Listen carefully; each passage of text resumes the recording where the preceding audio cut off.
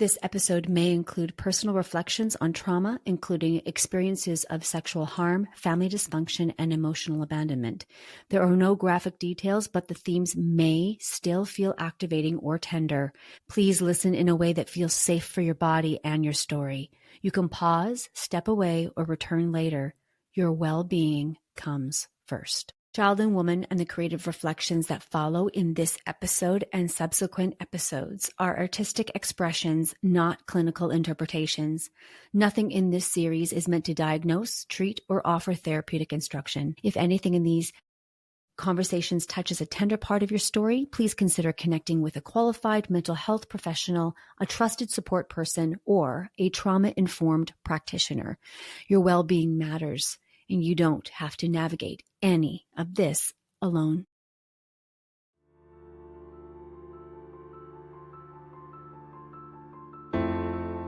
Welcome to the Lori Clark Show. I'm your host, Lori Clark, and this is episode 96, part 2 of the Shame Out Loud series, Child and Woman. There's a kind of inner place many people build after trauma. It can feel like shelter, a hiding place, a thick wall, a whole world. In this conversation, that place is called the forest.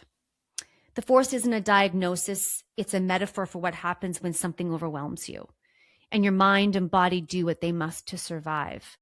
Sometimes that means going quiet. Sometimes it means splitting off a part of you that still holds the fear, shame, and confusion. And sometimes it means becoming so alert that even calm feels unsafe. This episode stays close to the human experience of trauma and the long road back to belonging. It's about what the forest is, how you know you're in it, and how you start finding light without forcing yourself into more pain. Let me give you a little summary so that you can have it fresh in your memory. And then I will bring in the introduction to this episode. Child and Woman begins before plot and explanation. It begins with a divide. There is a girl and there is a moment that splits her world in two. One part of her stands in the light trying to understand what happened. Another part steps towards the dark because the truth feels unbearable. Between them is a trembling threshold, like a witness forming in real time. The piece places this personal moment inside something bigger. Generations of women and men have carried secrecy with stories that weren't believed. It names how violation can arrive swiftly and without warning, crossing a sacred boundary.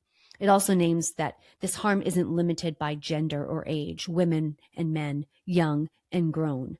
You, me, we, us, all with a story. And then the writing narrows into the bathroom scene, the girl's crying, trying to catch her breath. She pinches her own skin and feels nothing. Her body has gone numb. She strains to hear her heartbeat, but all she can hear is ringing, an endless hum that drowns out everything else. Every muscle tightens as if gripping the memory could keep from destroying her. Dissociation arrives as distance, a quiet slipping away. In the mirror there are two versions of her at once, the girl at the sink and the girl in the glass. Water rushes from the faucet, loud and urgent, like it might carry the feelings away. She reaches toward the reflection, but she can't touch her.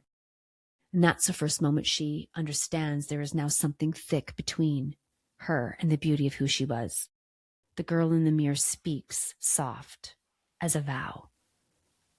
I'm okay. Her body betrays the lie. She shakes, shivers, tremors rolling through a frame that can't hold what just happened.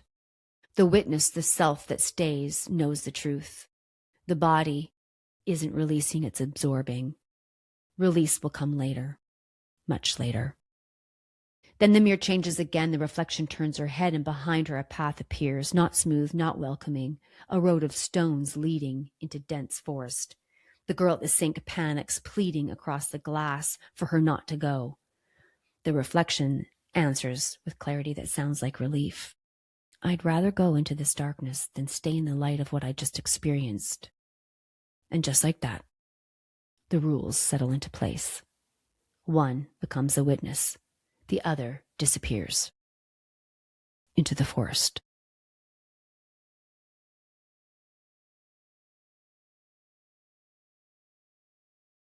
Years ago, I made a commitment when my youngest son was 3.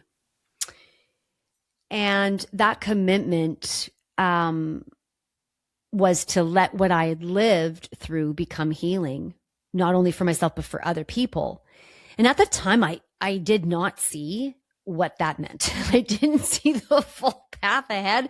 Maybe if I did, I probably wouldn't be doing this right now. I thought I was saying yes to one kind of pain, but my life kept unfolding. And I was like, why? New layers keep getting added here. What is going on? And those new layers would later shape what I am doing right now. I also name the origin of the forest metaphor because it is something I have carried inside without fully knowing how to approach it. And I've, for 32 years, I've just been like, who am I? Like, who was I before all this happened to me? And who should I be? And who do I need to be? And what am I going to do with all of this? Like, who do I tell? And of course, I've told certain people in my life, obviously, but like, we now have an opportunity to share. And I want to share because I have gone on a journey to find out where that vibrant, creative child is. The one that existed before harm and secrecy rearranged everything. And so when I met our co-host, Tammy Valicenti, I literally took the chance. And you'll know, Tammy and I will share our little story about how we met and what happened when I realized, oh my goodness, we have a great synergy. We both said yes to something that neither one of us understood maybe at that point. And that theme keeps coming back to us through all of these episodes that Tammy and I host and co-host together. And that message is sometimes healing begins with a really small yes, long before you know what it will cost or what it will give back.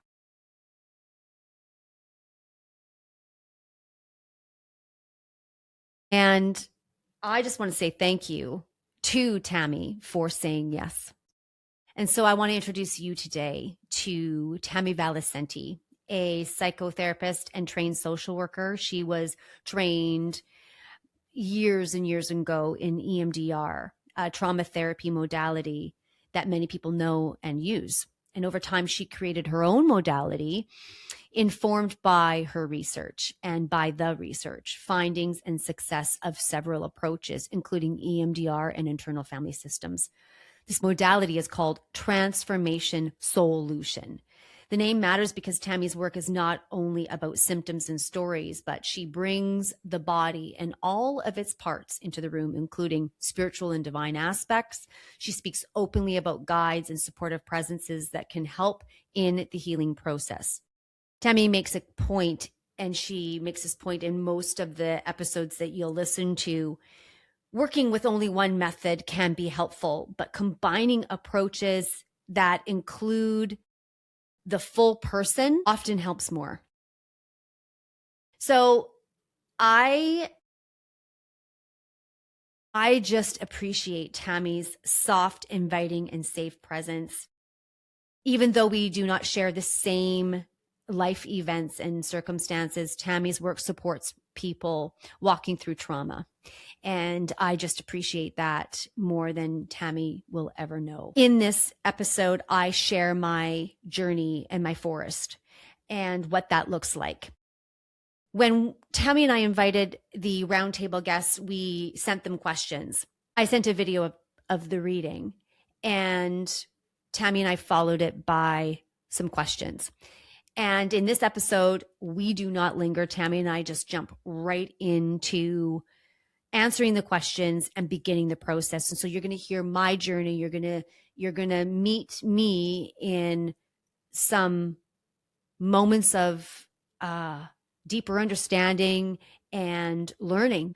I wrote curious writing companions that go with each episode, and those are made to assist and help with the questions that come forward. Lots of times, you mark something and you go, oh, I want to get back to it. And then maybe you lose it or you don't.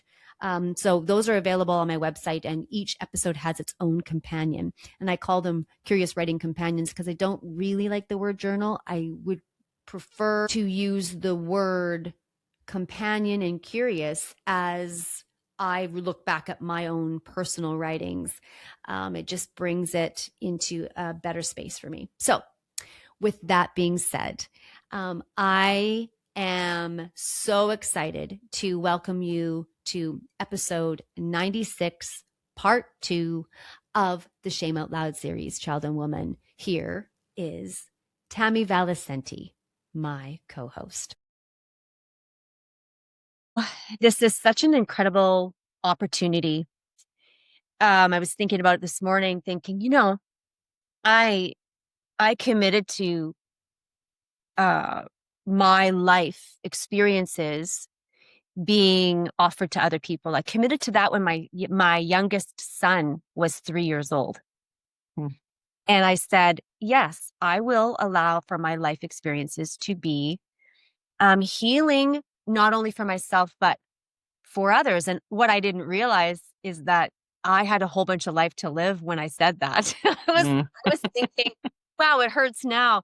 But I didn't realize, all of the other pieces that I would be going through to formulate what we are doing today. And today, this, most of our viewers or listeners would have heard or read or listened to part 1, where I read this writing.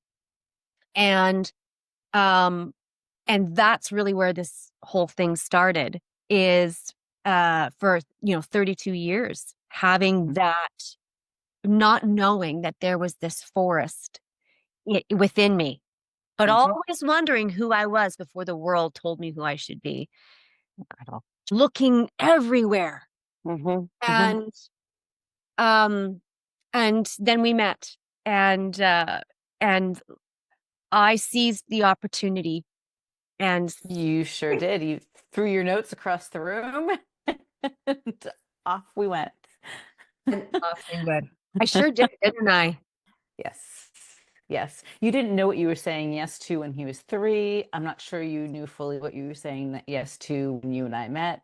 I wasn't sure exactly what I was saying yes to. But from what I understand, that when we go to the edges disappear and it all fills in around us. So I'm here for it. I know. Can you give our listeners and viewers just a little bit of a background in who you are? Just introduce yourself and sort of let them know a little bit more about you. Absolutely. My name is Tammy Valicenti. I'm a psychotherapist and trained social worker. And I was trained early on, about 25, 30 years ago, in a modality called EMDR. Since then, I have created my own modality based off of the research and findings and efficacy of various psychotherapies like EMDR, IFS, and others, and created Transformation Solution, where really we bring the body and all of our parts, including spiritual and divine, into the room, and work from there. And I find that it's much more effective than EMDR alone or IFS alone. And the soul is in there purposefully, because really we do bring in not only our symptoms, which are invitations, and our bodies, but also our spirits and other entities and guides to help us along the way. I would like to just dive into the forest and the journey. Oh, that's something happening. I I think our intention for this episode was really to focus on not necessarily how to get out, but what is your forest and how do you know you're in a forest? Um, and I think, a lot of us um, really not only are told to be silent, but we also silence ourselves in ways we may not even know as a survival skill. It's a Mm, much needed survival skill. Putting those words either out loud in your mind or out loud to someone else or to the universe, that really diminishes the shame that we carry. And a reminder that shame is not, um, I did something bad. Shame is, I am bad.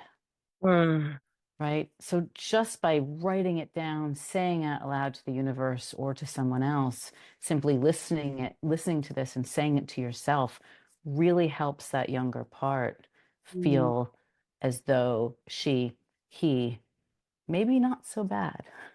mm, mhm, mhm. Interesting. Hmm. But You I know, know we wanted to spend some time on the forest and really what that means and what that looks like, right? yeah. And I wrote down what my forced is for me. Hmm. And I think that's really important for us to, as each of us come on and share and we begin to have the conversation, everyone's force is going to be different. Uh, Yes. and and one way that I want to begin, like you said, is to share about what is in my force. What does a force look like for me? Hmm. And as I was reflecting on that, um, there's a lot of things. I wrote my forest, and then I said there's safety inside of my forest. Yes. Love that. Yes. Because Right. when I wrote that piece, the woman the girl comes out of the forest and she goes to a pond and she Yes. sees this reflection. Hmm. But then she sees it and it's too overwhelming. Yes. And It's she true. goes back into the forest where it's safe. Absolutely. The forest, I imagine your forest is dark, and the darkness allows protection from vulnerability and from being seen. Okay. Uh, when I sat down to write what my forest was, Hmm. and I started writing and said, my forest, the paths are clear. It's all organized in here. It's beautiful. There's so much light. And I just stopped and I was like, that's only what I want to hear. That's not Start good. over. That's the vision. That's the Hmm. goal. Hmm. But the truth is, um, that my safety is within that force because I made my life there. Hmm. So it started for me with a division, and maybe you could speak to the division. Hmm. So I was in this creative, beautiful space, and and then harm came to me. Hmm. And I went into another world. I didn't dissociate completely, but I know that as a 6-year old, I was stunned. I was stunned to I didn't know what was occurring. And I was like, what just happened? And then the thing was, don't tell. And this individual listed the people not to tell. Hmm. And I'm like, uh, okay. And I just knew. I didn't know what the feeling was, although I now know it was shame and it was betrayal and it was all these things. But there was a part of me that just disconnected and said, if the beautiful girl who was vibrant and alive and creative and playing, Hmm. if she was harmed like that, then I better put her away. Yes. That's Absolutely. that's a division. Right, exactly. And I think this is a good opportunity to introduce the idea that we are not just one part, and we're not just two separate parts. So certainly there was Lori at that age, but then there were a whole other host of parts. So you could really allow this specific part to split off in a way, or to be hidden, or to hide away and still function, because there were still a lot of other parts. But perhaps you lost playfulness, perhaps you lost creativity, perhaps you lost some joy. And it's only when we're able to go back and reclaim, in the way that you did, that part, that we can fully feel all of that. But in the meantime, know that, as you do, that splitting off and that pushing down of that part was a brilliant mechanism to protect and take care of yourself. See, when you say that the splitting off and the was a brilliant way for the body, the part, the soul, the spirit to protect yourself and to take care of you. For years, Tammy, I thought that that was a bad thing. Mm, I didn't see it as my body and soul and spirit or something bigger than me working to help me. I saw it more as like I didn't have any understanding of it. I didn't believe mm, there was anything good there. What mhm, what what beauty was there? That protectiveness was the thing that has been the most painful. mhm, And yet it was mhm. designed to sort of protect in some ways, is what you're saying. Absolutely, I'm saying that. In fact, our language around the things that we do, the word self-sabotage, implies that there's some kind of malicious or negative intent. Yeah. Our psyche, our spirits, and our psychology I really don't believe have any negative intention. We are always working for the better good of our spirits and our biology. It's when we hold on to or split off for a longer period of time that it becomes or looks maladaptive. Mhm, mhm. That's really interesting. Mm-hmm. Because what I learned immediately is like you're never going to be safe. Your Mm-hmm. body's never safe. You're Mm-hmm. not safe. Your thoughts aren't safe. People aren't safe. Mm-hmm. Your like houses and homes aren't safe. And when someone says they love you, that's not maybe true, Mm-hmm. Right. Right. right? Because there was Yes. a um grooming or Mm-hmm. whatever that was. Mm-hmm. So for me, the forest is this interesting. It's safety because it is dark and it has moments of light. Mm-hmm. The darkness is what I've adapted to. I can see without seeing through my eyes. I've learned to Yeah. feel way before danger comes. And that's a hyper vigilance Mm-hmm. in some ways that I try to work on because not everybody is dangerous, Right. right? But Yeah. I've had to learn how to adapt over the years around that particular thing.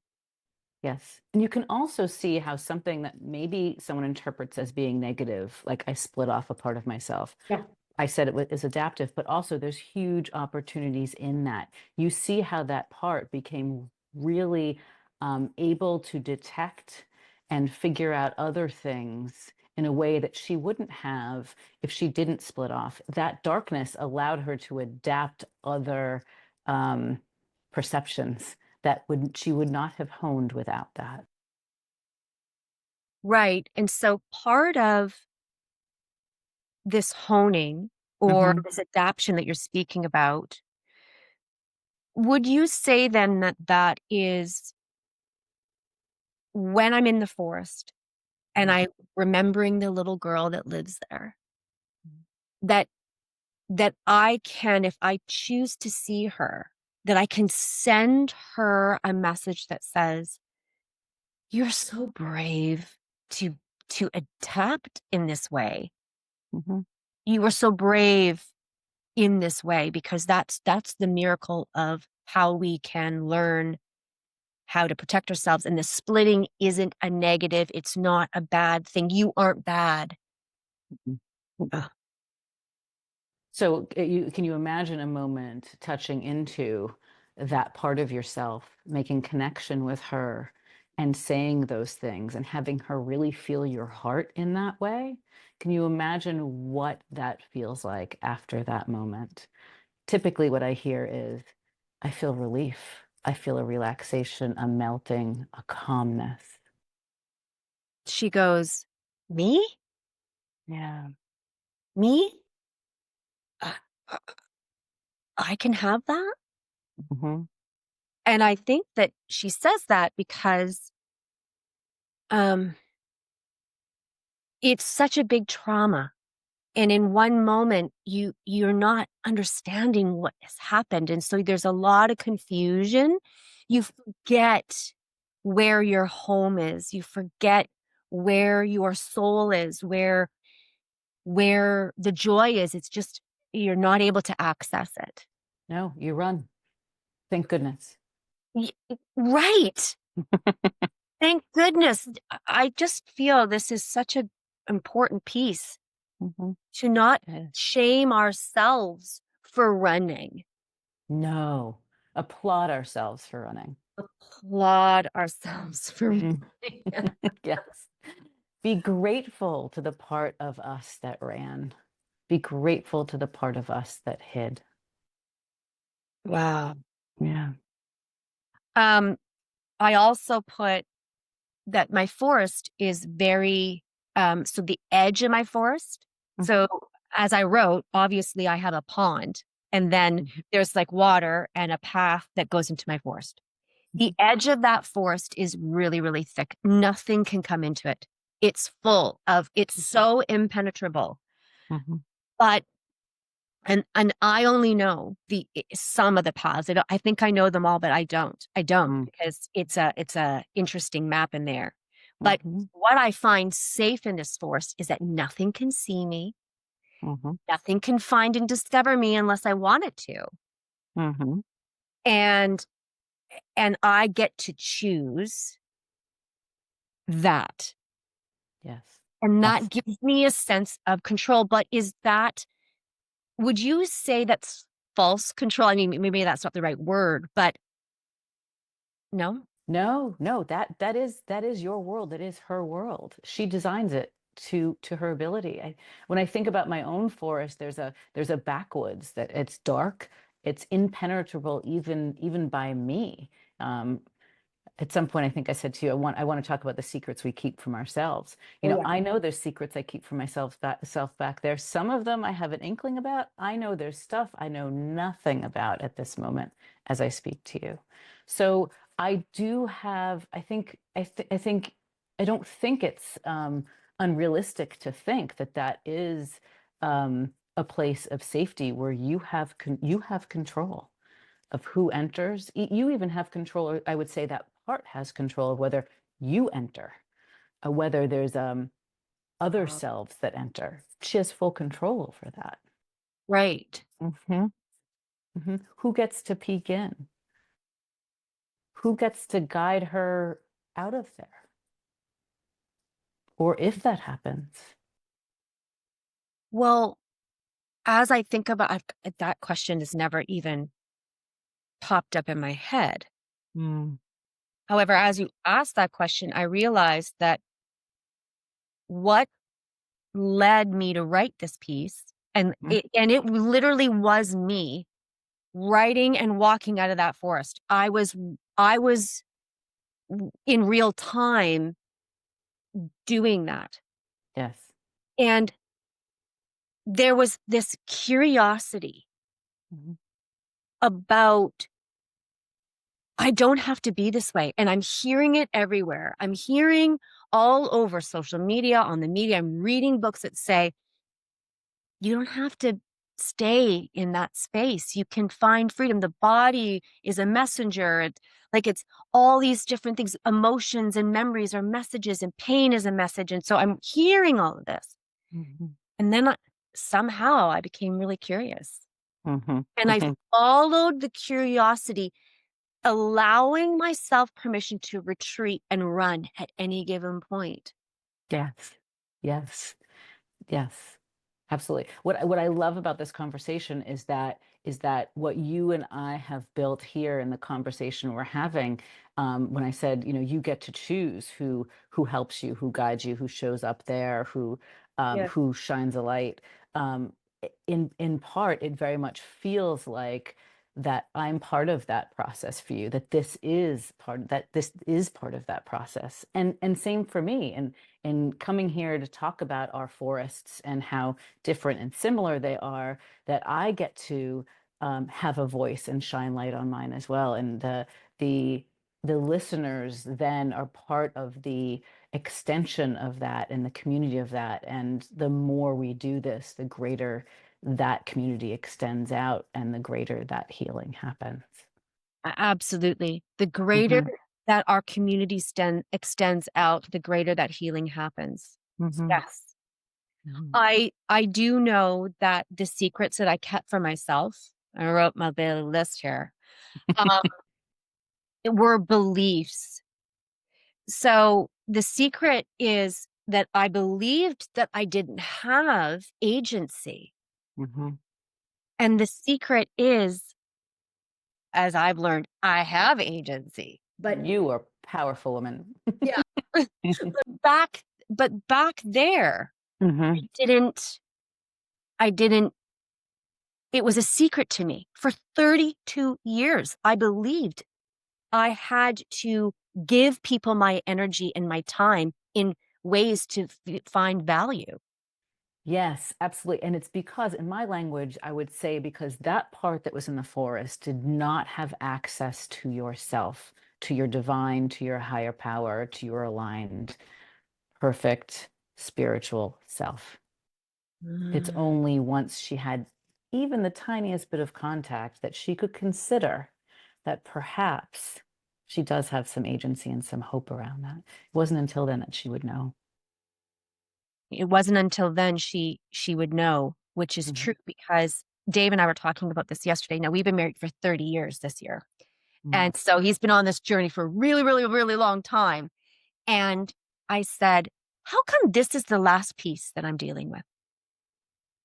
Like, I have dealt with some huge, monumental things that do not relate to SA, but are, I've had other things, my environment, the toxic, family of origin, all those different things that very, very, very difficult to live and to find peace.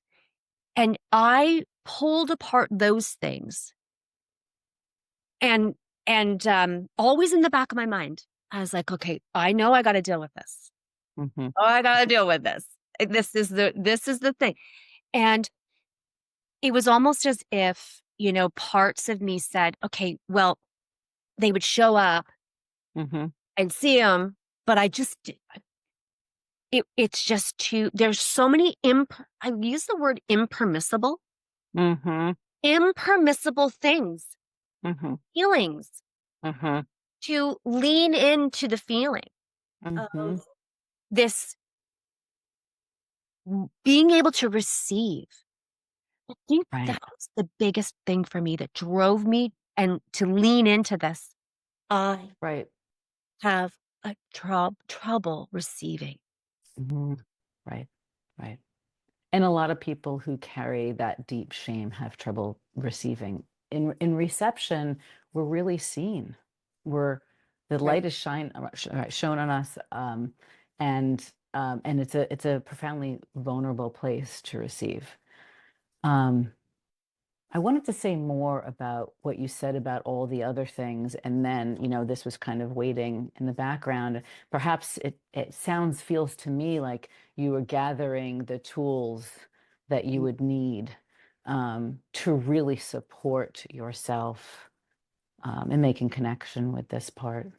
Yeah, I like that. Yeah. Yeah, I when you say that, I believe that I was gathering tools Mhm. because there's a weight here. I think anybody who's had this experience could relate to this. It is so painful. It is so painful. An understatement. This affects Mhm. very fiber of my being, Yes. how I was made. I must have been made wrong, Right. is how I felt for years. Right. Right. And then looking outside of myself for something to fill the inequity, Mm-hmm. what I was experiencing. I'm not enough for my own body. Right. I'm Right. not And then enough. here comes the what do I have to give in order to receive? How do I have to show up in order to be okay? And that over functioning and over giving that happens in order to make up for how you're feeling underneath all of it. Yeah, and part of the combination for me, and this is obviously different for everybody because some people share what's happened to them and they're met with support and love and value and people advocate for them and they fight for them. I was And not met protect with, them. It's true. yes, and protect Mhm. them. And I was not met with that. Mhm. So I talked about it when I was 12 and it was met with secrecy. I'm deeply sorry for that. You took a risk, a calculated risk, I'm sure, and you deserved nothing more than absolute belief and protection, compassion and empathy and grace. Yeah. Yeah. Thank you. I'm learning about that now. Mhm. And again, it's not solved. It's just, and it's not an open, gaping, bleeding wound either. It's just more about um I was suppressed Yes. for so long Mhm. by other people's opinions of me. Their Other people's needs too. Yes, Hmm. absolutely. Their opinion was that I am not believable. Hmm. So anything I said, it didn't matter if what context I was saying it. No, I wasn't believed. no, your words aren't valuable. You are not valuable. You are not cherished. There's a lot of messages in that. And that's why the safety of the forest is better. Yes. Because then I say to myself, well, I'm going to control everything in here. Hmm. So I control who comes in, who comes out. I control what messages I get sent. I can control it all. Um, I can control what I feel until I can't control it. I understand that. Yes. Yes. You also get to control who gets to you and who doesn't. Yes, If you're hiding out, you're really not accessible. it's true. Mhm. Yet, can we speak to the division? Because Mhm. this is where the division comes back in. Mhm. I I've been in an incredibly powerful, loving, equitable marriage and friendship. I have, these 4 adult kids who are joys and we are all deeply and profoundly in love with one another and we love our life.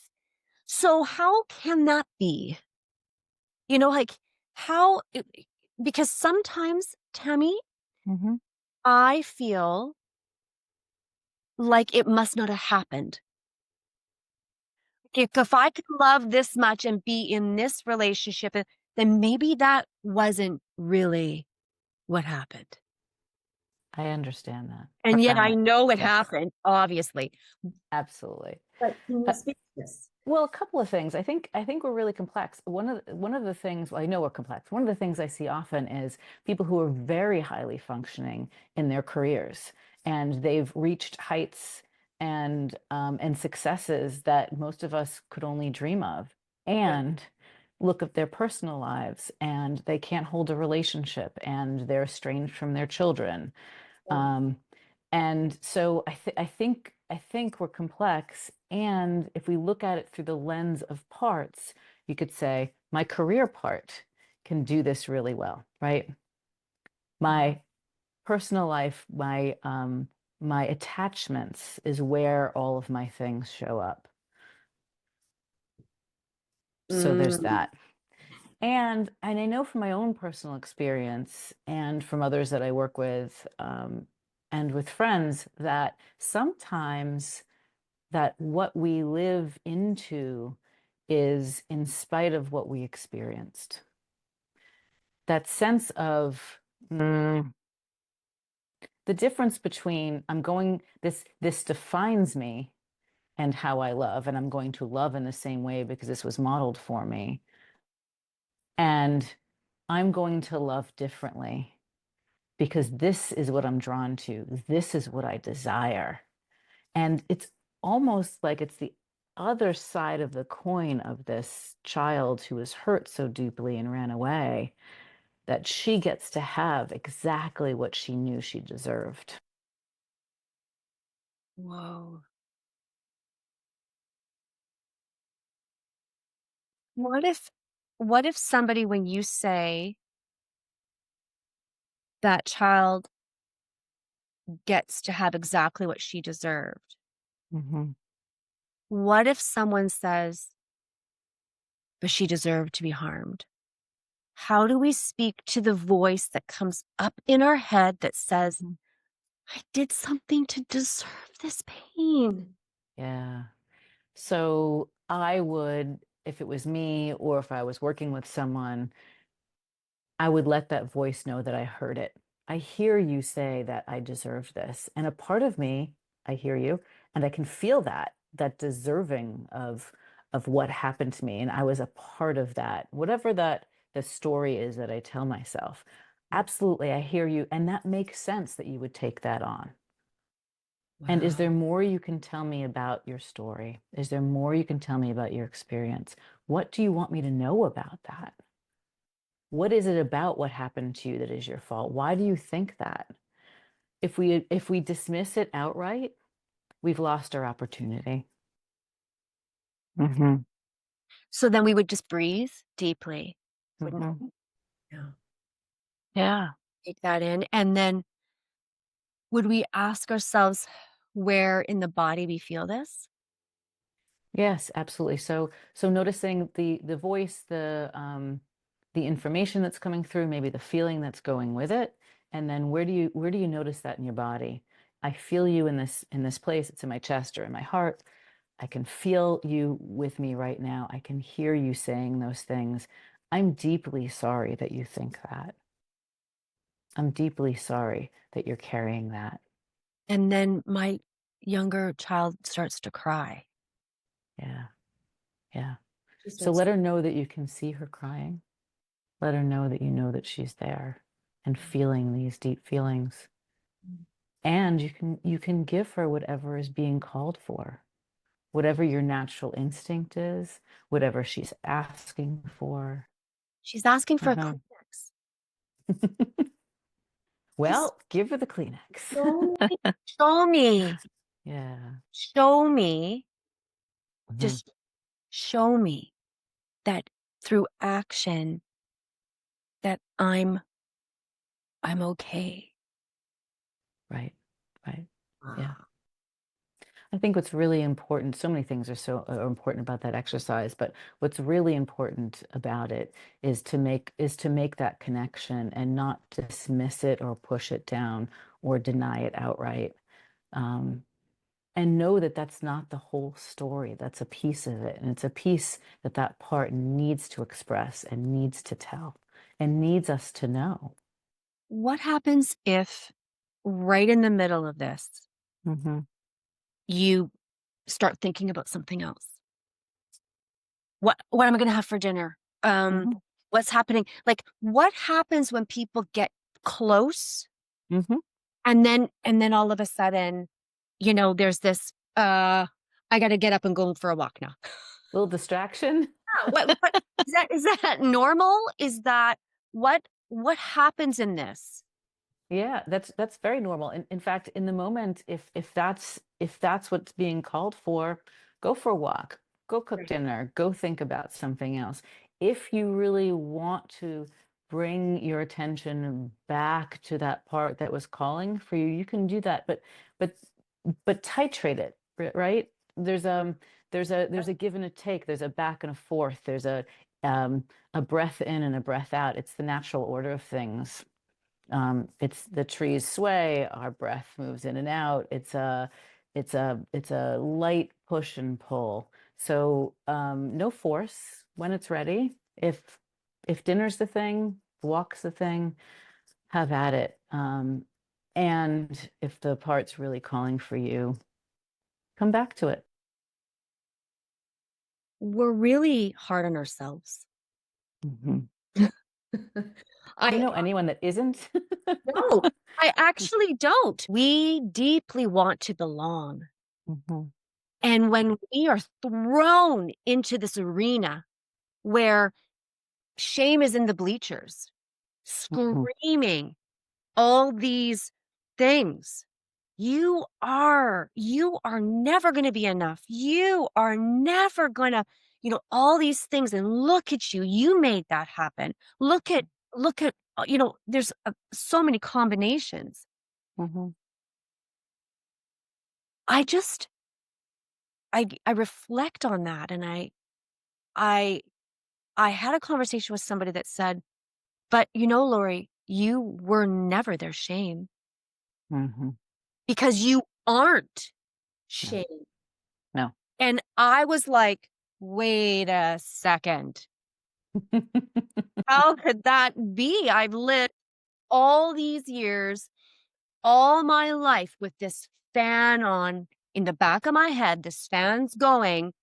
It's the most irritating thing in the world. It never ends, and all it's blowing out, all it's pushing Mhm. out is, "You aren't enough. You Mhm. are this. Make yourself Mhm. small. Don't be seen. Oh my God, here they come. Protect yourself. Say this. Do this. Act out." Mhm. And when they told me that I was not their shame, that they put it on me. Yes. Doesn't belong to you. Exactly. Revolutionary. And it doesn't belong to that part. Mhm. No, it doesn't. Mm. What can we is that jumping ahead to say in the forest? If we're like, when as our people are listening and viewing this, what Mhm. could we do right now if we're feeling that way? The shame, Yeah. the negative self-talk. I'm not enough. I'm not lovable. Yeah. All of that. That is a part that I would speak to, right? I hear that dialogue and I know that that's not me. That is not myself. I was born I was born perfect. We were all born perfect. And it's the layers of the things that were put on us and the way that we pretzeled ourselves that we have to undo in order to get to that place of not feeling the shame. Wow. So it's counterintuitive, but the Mm, way out is through. mm. So if your inner dialogue is all of those things that we mentioned, face it head on and say, hello, I hear you. It's through the connection with this dialogue that it dissipates and steps back and leaves room for self, the real you. Wow, that's remarkable. I hear you. Hello, I hear you. The Mm-hmm. way out is through. Mm-hmm. I hear you. I know that's not me. Yes. I I for those of us who are listening and hearing this right now, I think this is a really important juncture, because I know for me that I add to that voice by Mm-hmm. saying, "I agree. Mm-hmm. I have been a victim. Look at Mm-hmm. all the other people that harmed me. Yes. I must not be worthy, because I can tell you, I can bring out my list. I Mm-hmm. can say, look at all the things that never worked for me, that showed me there's proof." There's millions of moments of evidence. You will find evidence if you look for it to back up what that part is saying. Absolutely. 100%. You will find And evidence of shame. You will find evidence if you're looking for happiness. yes. Yes, ma'am. Wherever you go, there you are. You'll find it. Yes. So the dialogue, right? Hello, I hear you. And just in that moment, that is the most profound intervention because by saying hello, I hear you, you are already differentiating yourself from these thoughts. Oh, Mm-hmm. that's so basic. Right? Right? Those thoughts are separate from me. Now I have a little distance. And that's light. First step. Yes. Yes. Just a ray of light. Yes. That's the space. That's the gaze. Oh my God. Yes. Oh, It feels a little reliefy, doesn't it? sure does. It sure feels reliefy. Mm-hmm. Very interesting because, you know, the message we also when we were prepping for this and talking about like what like the secrets and what's the secrets we keep from ourselves and all those different things, we also said, what is the message now after all these years? What is the call? Mm-hmm. Like what is that?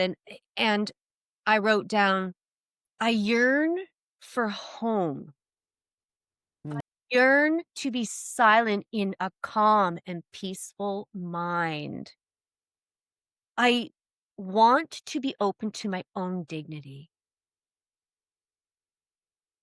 Wow. I can risk believing that I'm worthy. Mm. I think the dignity part gets me Mm-hmm. because you lose your dignity. And so the message inside of Mm-hmm. this secrecy in your forest or the secret you keep from yourself is it was stripped in a second from you, from Yes. me. Yes. Yes. And the heart wants it back. Yes. I loved the language you used. You said, I lost my dignity. If something is lost, it can be found. Oh God. Yes. Mm-hmm. And I want the message to be clear. It's not far away. It's right in you. Mm, mm, mm. Mm-hmm. That actually is the next part. So I was raised in the church. It didn't do me any favors in this neck of the woods. That I did was not do me favors. I was going to say, I'm so sorry. I was too. You know, I mean, everybody needs to catch up, right? And Mm-hmm. so Mm-hmm. um, there are many places where people can find where they're not believed. Mm-hmm. And it wasn't that I wasn't believed. It was that people didn't know what to do. Mm-hmm. I think that was the bigger piece. Mm-hmm. Mm-hmm. And there was always a transformational message. Well, do something different to create, you can't hate someone. And I'm Mm-hmm. like, I sure can. This isn't the hatred that, yeets somebody. This is hatred of being harmed and betrayed and used as a container of rage. Mm-hmm. That's where it comes from. Yes. So Yes. I realized something the other day that there's in my forest, there's all these mountains, Mm-hmm. these huge mountains of narratives that I just can't move Mm-hmm. for the life of me. I can dig, I can pickaxe, I can do things. It doesn't shift. And I realized something, and it's from when I grew up as a kid in the church, which was if you have belief as small as a mustard seed, Mm-hmm. you can say to a mountain, Mm-hmm. you can move, be Mm-hmm. gone, Mm-hmm. we'll do it. Yes. And I was, as I was thinking about this, I was allowing myself to reflect on the dignity piece and the worthiness, to risk that I'm worthy, because the mountain is I'm not worthy. I'm not worthy of being seen because it was such a secret. I'm not worthy of of being out there because my voice didn't matter. Mm-hmm. It didn't matter. No. And so those were the mountains. Yes. And I don't know where belief came for me, Mm-hmm. but it came. It was as small as a tiny seed. Mm-hmm. And it said, focus here, Mm-hmm. not there. Mm-hmm. Focus here, Yes. not on the narrative, not on the mountain. I was just saying, not on the mountain, but within you. Yes. Yes. That seed, that little seed, like a possibility that maybe I do have the power within. Meg Watterson says we have to go in to rise up. Hmm. Mm-hmm. We have to go in Mm-hmm. to rise up. Yeah. Yes, because belief is, for me, my own experience is an assessment of what I've heard, Mm-hmm. what I know to be true. And I Mm-hmm. create that into something and I begin to live out of it. Mm-hmm. Then it Yes. becomes this way I believe. Yes. Well, I was just thinking about the difference between believing and knowing. Belief is a lot of what's put into us in a very egoic, um, living on this plain materialism kind of way. And then there's knowing, real deep God. soul knowing. Mm. And so what we believe may be egoic and in a way cage us. And some of our beliefs are part of our forests that keep us there. Oh, God. That's totally true. Right? And the knowing, I mean, there was your seed, bam. And I wonder, it just feels to me like that seed came out of the other experiences. You began to know, really know, oh, I have agency. Oh, I'm powerful. And sometimes that's really scary too. Oh, Because if that's possible, what else can come out of me? What else am I capable of? yeah. Yeah. Right. Right. And Mm-hmm. what else? Boundary setting, you Mm-hmm. know, Mm-hmm. I found that there was a very, I was very, I would say my boundaries could be pushed a lot.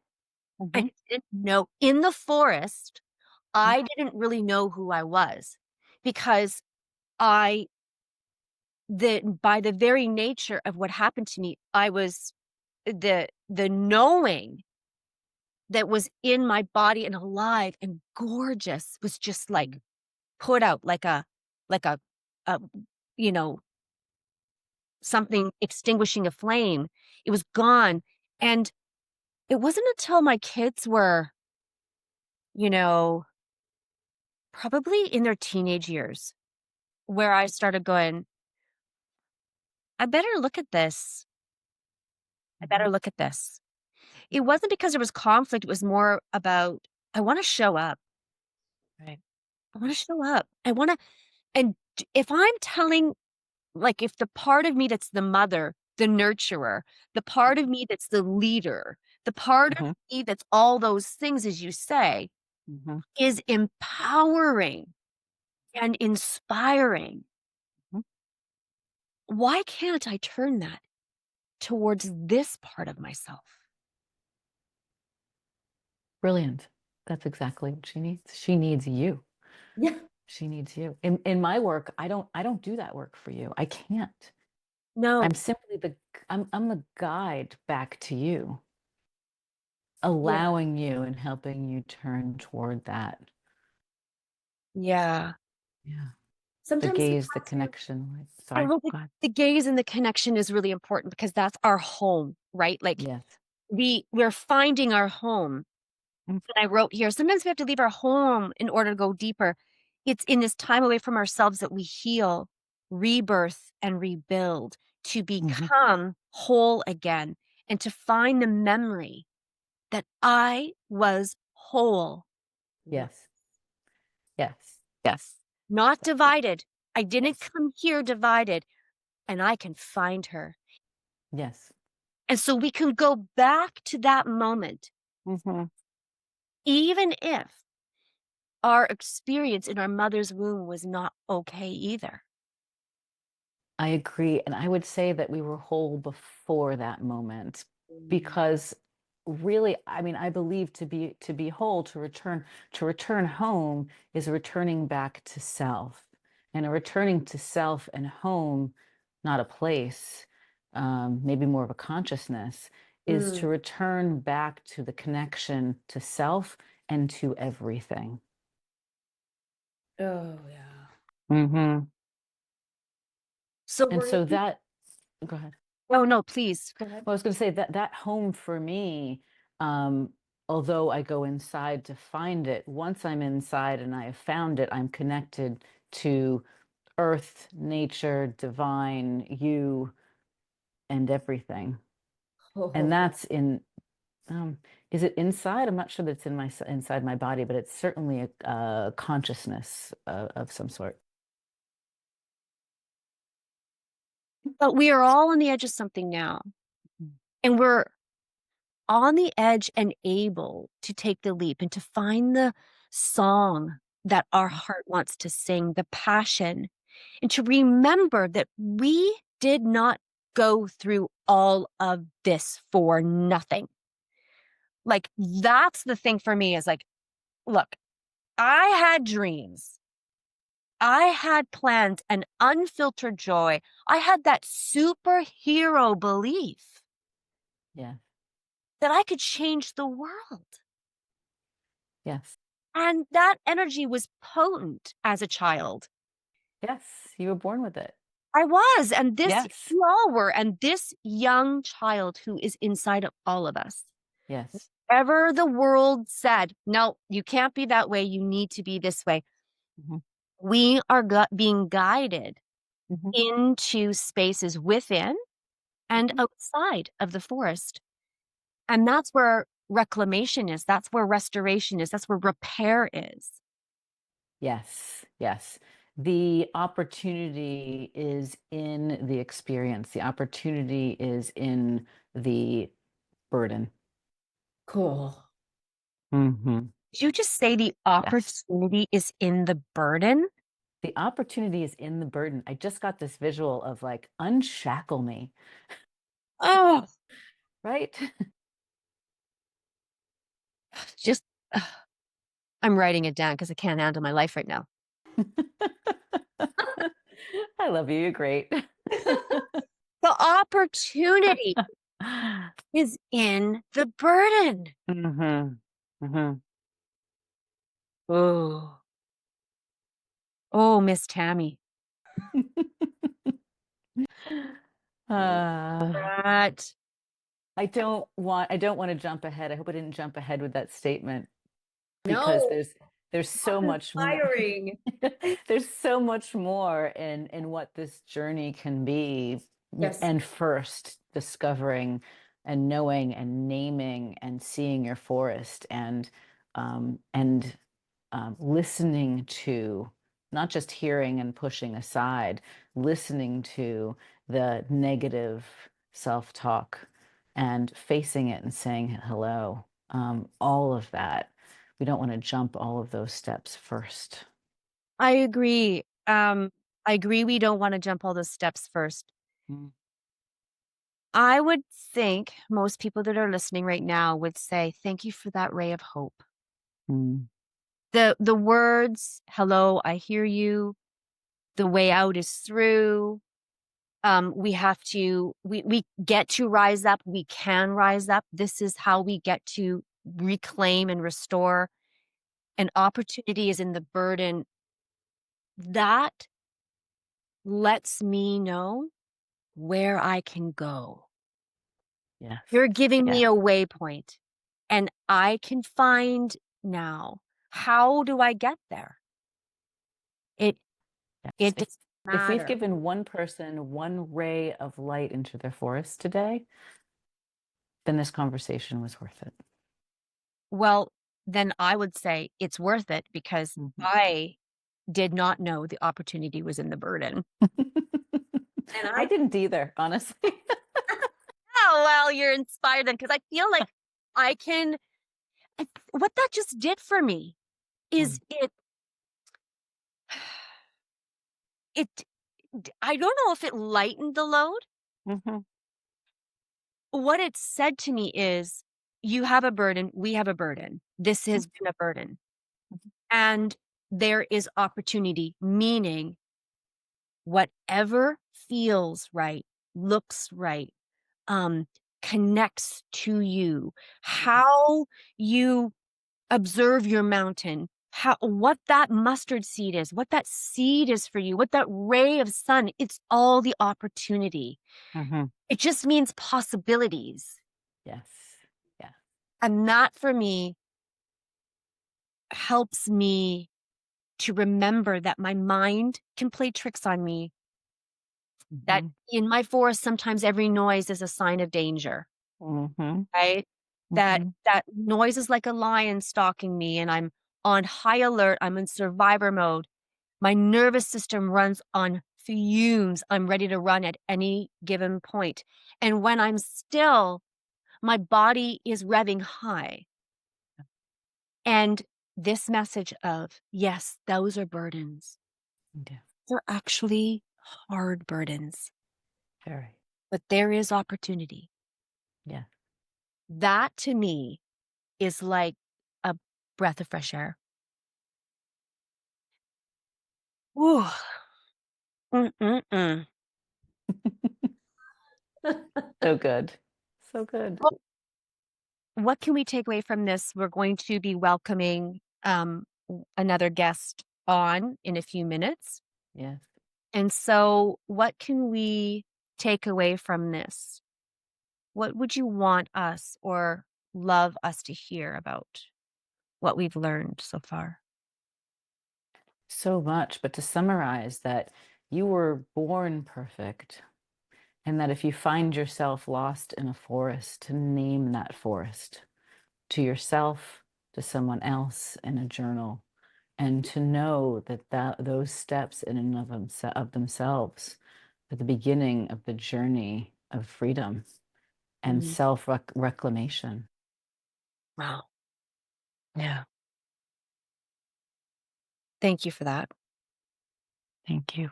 I if I can take away something, it would be that the heavy burden of my dignity being stripped, Mhm. any self-respect I had. I mean, I didn't know any of these things as a child, but that's what happened. And I quested for belonging my whole life, and I never found it until I began to love myself. And the opportunity to find myself was in that burden, Mhm. the burden of this deep desire. We were born with connection. And so belonging, the pain of not belonging was the burden. And the Yes. opportunity is that I can say to the narrative, thank you for serving me. Yes. It's time now to learn I belong. Perfect. Yeah. Absolutely perfectly said. Yeah. The disconnection is the burden. It's in reconnection, love, self, belonging, where the healing is. Mhm. Yeah. Let's let's get ready to invite our next guest in. Excellent. I'm looking forward to it. Thank you for this opportunity, Lori. And I look forward to what's next. Me too. Thank you for listening to this part 2 of the Shame Out Loud series. I just wanted to say thank you to Tammy for your honesty and your presence and your courage in this conversation. And if you would like to learn more about Tammy, our guest today, you can visit my website, laurieclarkmedia.com, and find all the details under the Shame Out Loud Part 2 series page. And if this conversation opened something in you, the Curious Writing Companions are available at laurieclarkmedia.com. Each one follows the series and offers gentle prompts and reflections. Thank you for being here. And I hope you join us for part 3 of the Shame Out Loud series. Until next time.